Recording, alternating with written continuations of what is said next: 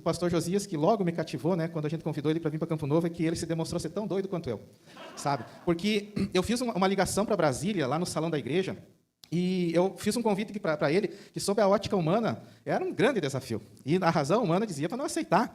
E eu disse para ele, você está aí, né? E ele me disse, mas eu estou em Brasília. Eu disse, mas depois que você conhecer essa região, você não vai mais querer saber de Brasília, né? Aqui é um lugar maravilhoso e tal. Mas eu incentivando a visão de reino na vida dele. Visão de reino, porque nós, né, um município pequeno, uma igreja pequena, com muitas carências e vontade. E convidei ele para encarar um novo e radical desafio aqui no sul do Brasil. E ele encarou o desafio. Ele assumiu a nossa escola, o nosso curso bíblico. E ele também, eu logo expliquei para ele, né? Eu disse assim, você vai vir aqui para o sul de novo. E Jesus confirmou com ele, tinha tantos detalhes que dá para dizer, né? Mas vamos indo, mais ligeiro, mais objetivo. E ele veio para o sul, e então eu disse para ele, você, como toda denominação, né, eu passei por isso. Eu estou te dizendo, para mim, quando a gente foi para a Igreja Batista, né, que houve essa migração, não se trata de ser se trata que todo movimento religioso, toda a igreja tem a sua identidade, e elas mudam, porque o Espírito Santo ele é multiforme. Ele opera vários e diversos dons, né? Então, aqui dentro da igreja tem vários dons e talentos. Eu disse assim, eu tive um pouco de dificuldade. A Dani logo se adaptou na igreja, né? E cantava, preciso de ti, tal. E eu pensava assim, mas acabou o ministério, acabou, e agora? Eu tinha um ministério antes, né? E agora não tem, e eu entrei em parafuso até que eu fui entender. Daí eu alertei ele, depois que ele estava aqui, né? Eu não falei no telefone. Depois que ele chegou lá em Campo Novo, eu disse assim, só tem um detalhe, né? Tu vai passar por essa adaptação, mas é tranquilo, né? Jesus está no negócio aí, e ele passou assim, e realmente todos nós passamos. Eu conheci ele na Assembleia, ele era diferente, ele pregava com chapéu e um lenço assim, sabe? E ele tinha um estilo de voz diferente também, ele pregava meio assim, pois agora nós vamos orar pelos irmãos. E agora todo o problema vai embora, né? Viu? Isso eu fiz lá em Portela. Essa é a maior fake news que eu lancei, né?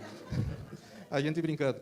Eu fiz essa brincadeira lá na posse em Portela, não tinha como não me lembrar de indicar com o Josias de novo. Não, eu conheci ele, né? E é uma alegria tão grande assim que hoje eu sempre digo, eu comento assim, o Josias é mais batista que eu, né? O Josias, assim, o pastor Josias é mais batista que eu. E teologicamente, né, ele me passou e daí ele já vai assim.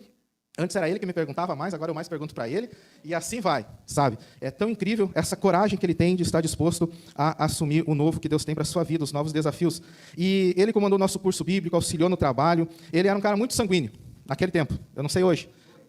Ele era muito sanguíneo, ele chegava assim para mim e dizia, pastor, como é que foi o culto, né, quando ele pregava, como é que foi o culto, e aí o que o senhor achou, né, como é que foi a administração, e eu daquele meu jeitão disse, estava bom, e ele caía os ombros assim, sabe, porque ele queria que eu dissesse no mesmo tom, o negócio estava tremendo, Josias, e foi uma peça, sabe, e eu era diferentão, né, e eu dizia, tá bom, e ele ficava assim, né, ele se desanimava, ele era muito sanguíneo naquele tempo, e eu dizia que o culto estava bom, e ele pregou uma mensagem que eu nunca mais esqueci, o dia que Tomé faltou no culto.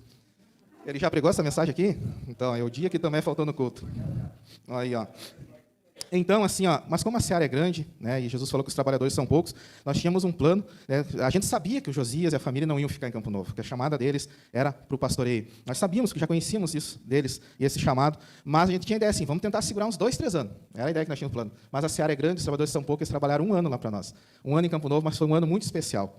E nós entendemos como igreja que nós tivemos a oportunidade de abençoar, foi Tenente Portela, hoje está em Três Passos, e Campo Novo colhe frutos dessa semeadura. Por isso que eu sempre digo, a dinâmica do reino é algo incrível. Sempre estamos colhendo daquilo que o Senhor provê para nós. E indicar alguém sempre é algo de responsabilidade. O pastor Rodrigo sabe disso. E indicar é sempre algo de muita responsabilidade. A primeira pergunta que o pastor Rodrigo me fez do Josias foi assim, ele é ensinável? Ele é ensinável. Foi a primeira conversa no telefone.